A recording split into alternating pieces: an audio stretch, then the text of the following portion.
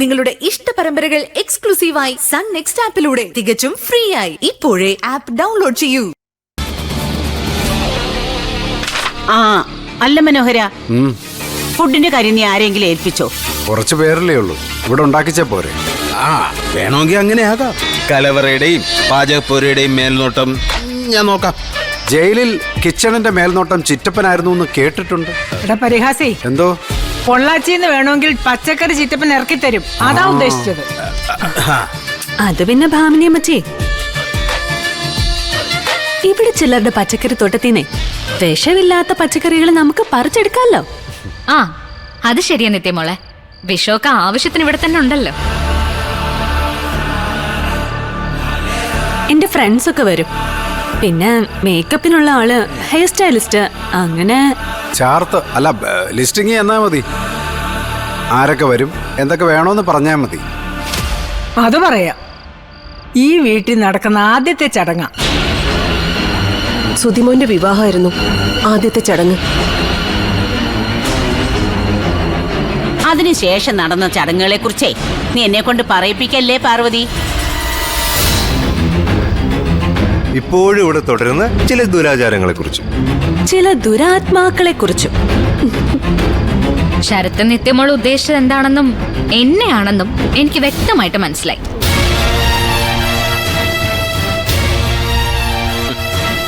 ഭർത്താവിന്റെ ചിതയിൽ ചാടി ആത്മഹത്യ ചെയ്യുന്ന സ്ത്രീകളുടെ കാലമൊക്കെ കഴിഞ്ഞു പോയത് അറിഞ്ഞില്ലേ ശരത്തെ? അയ്യോ ശരത്ത് മോനെ, സാമൂഹ്യ പാഠ ക്ലാസ്സിലൊന്നും കേറിയിട്ടില്ല ദേവിക മോളെ.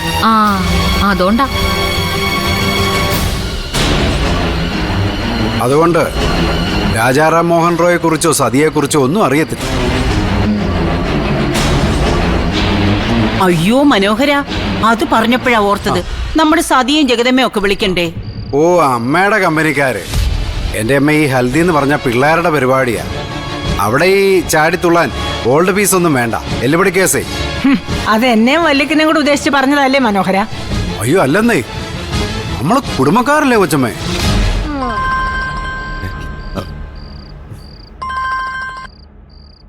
ഹലോ, പറ. ഓ, അപകടനില തരണം ചെയ്തു അല്ലേ?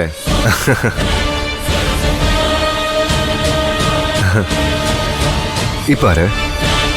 ഓ, മൾട്ടിപ്പിൾ ഫ്രാക്ചർ ആയിരുന്നല്ലേ?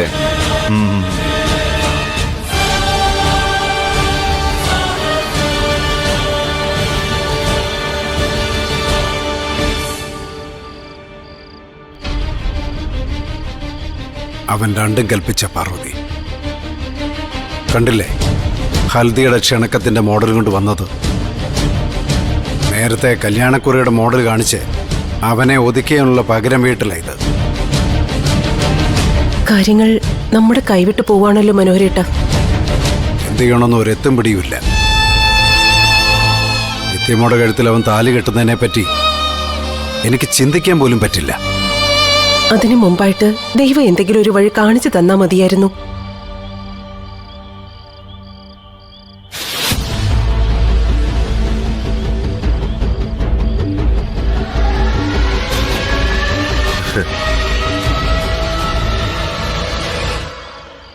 ആഹാ, അച്ഛനും അമ്മയും നിലാവുള്ളൂ? അല്ല മോനെ, ഇളവയിൽ കൊള്ളു. ഓ, മോനിപ്പോ എന്നാ വേണ്ടേ? അയ്യോ എനിക്കൊന്നും വേണ്ടേ. ഹൽദിയുടെ കാർഡ് ഞാൻ കാണിച്ചിട്ട് അച്ഛനൊന്നും പറഞ്ഞില്ലല്ലോ. അച്ഛന്റെ സെലക്ഷനാ എന്റെ സെലക്ഷൻ. മരുമകന്റെ കാര്യത്തിലേ അച്ഛന്റെ സെലക്ഷൻ പാടെ തെറ്റിയിരിക്കുക മോനെ. ഓ, അപ്പോ ഇനി ഹൽദിയുടെ കാർഡ് സെലക്ട് ചെയ്തിട്ട് എന്താ കാര്യം? അങ്ങനെ അങ്ങ് പറയല്ലേ അച്ഛ. ഒരേ ഒരു മരുമോനല്ലേ ഞാന്. അതായത് മരിച്ചുപോയ മകന്റെ സ്ഥാനത്ത് നിൽക്കേണ്ട ആള്. ഭാവിയിൽ അച്ഛൻ മരിച്ച പുള്ളി വെക്കേണ്ട ആള്. ആ ഒരു സ്ഥാനം എനിക്ക് താ. ആ ഒരു സ്നേഹം എന്നോട് കാണിക്ക്. ആർക്കാരാദ്യം കൊള്ളി വെക്കണമെന്ന് അത് ദൈവത്തിന്റെ കയ്യിലിരിക്കുന്ന കാര്യമല്ലേ ശരത്ത് മോനെ. മനോഹരേട്ട, എന്തിനാ രാത്രിയിൽ ആവശ്യമില്ലാത്ത കാര്യങ്ങൾ സംസാരിക്കുന്നേ? അച്ഛൻ പറയട്ടമ്മേ. അച്ഛനല്ലേ അച്ഛ ഈ സമറിന്റെ ഫോൺ നമ്പർ? അച്ഛൻ ഓർമ്മയില്ലേ സമർ? നമ്മളന്ന് വില്ല കാണാൻ പോയപ്പോ മഞ്ഞളിടും കൊണ്ട് വന്ന സമറ് ഓർക്കുന്നുണ്ട്. അച്ഛൻ നിത്യോട് അവനെ നമ്പർ ചോദിച്ചെന്ന് കേട്ടു. ഹൽദിക്ക് ക്ഷണിക്കാനാണെന്ന് പറഞ്ഞ്. എന്റെ കള്ളത്തരത്തിന് കൂട്ടി നിൽക്കുന്ന, ഇപ്പോഴും കൂടെ നിന്നുകൊണ്ടിരിക്കുന്ന എന്റെ ചങ്കായ കൂട്ടുകാരനെ അച്ഛൻ ഹൽദിക്ക് ക്ഷണിക്കാൻ പോകും അല്ലേ? സമറിനോട് ഈ കാര്യം പറഞ്ഞ് കഴിഞ്ഞ ദിവസം ഞാൻ കുറേ ചിരിച്ചു. അപ്പൊ അവൻ പറയണേ, വേണമെങ്കിൽ അവൻ വന്ന് അച്ഛനെ കാണാമെന്ന്. കാരണമല്ലേ രസം. എന്റെ കള്ളത്തരത്തിനൊന്നും ഇനി അവന് കൂട്ടുവയ്ക്കാൻ വയ്യാന്ന്. എന്ന് വെച്ചാ ചെകുത്താൻ വേദം പഠിക്കാൻ പോകുന്നു അർത്ഥം. അപ്പൊ പിന്നെ നമ്മൾ എന്ത് ചെയ്യും? ആ, എനിക്കൊന്നും ചെയ്യേണ്ടി വന്നില്ല കേട്ടോ. പക്ഷേ ഇന്നലെ രാത്രി സമറിന് ഒരു ബൈക്ക് ആക്സിഡന്റ്. ഏതോ ലോറി വന്ന് തട്ടിയിട്ട് പോയെന്നാ കേട്ടത്. അച്ഛനെന്ന് ഇടിക്കാൻ വന്നില്ല ഒരു ലോറി. അതുപോലെ അച്ഛനെന്ന് ഭാഗ്യം കൊണ്ട് രക്ഷപ്പെട്ടു.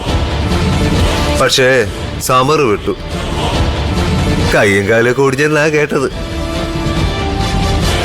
ഇപ്പൊ ഏതോ സർക്കാർ ആശുപത്രിയില് പഞ്ഞിക്കെട്ട് പോലെ കിടക്കുന്നു.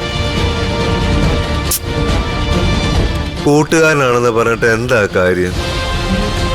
ശരത്തിനെതിരെ ചിന്തിക്കുന്നവനെല്ലാം കഷ്ടകാലമാണ്.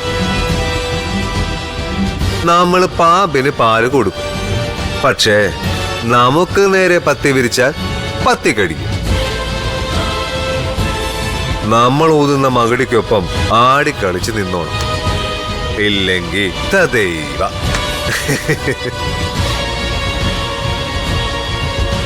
ശരത്തിന്റെ വാല് പോലെ നടന്ന ഒടുക്കം സമറിനും പണി കിട്ടി.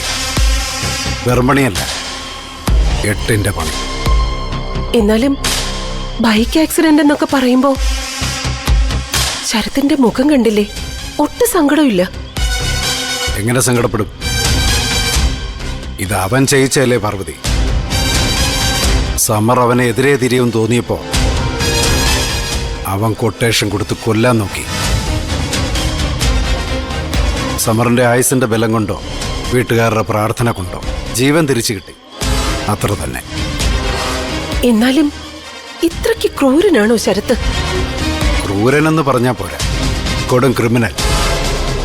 നമ്മൾ സിനിമ കണ്ടിട്ടില്ലേ പാർവതി? ഇരകളുടെ കരച്ചിലും വേദനയും സംഗീതം പോലെ ആസ്വദിക്കുന്ന മാനസിക രോഗികളായ ക്രിമിനലുകളെ കുറിച്ച്. അതുപോലെ ഒരുത്തനാ ശരത്ത്. എന്നെ ലോറി ഇടിക്കാൻ വന്ന ഇൻസിഡന്റ് അവൻ ഇതുമായിട്ട് കണക്ട് ചെയ്ത് പറഞ്ഞത് കേട്ടില്ലേ? കൃത്യമായൊരു മുന്നറിയിപ്പാ പാർവതി അവൻ നമുക്ക് തന്നത്. എതിരെ നിന്ന തീർത്ത് കളയുമെന്നുള്ള ക്ലീൻ മുന്നറിയിപ്പ്.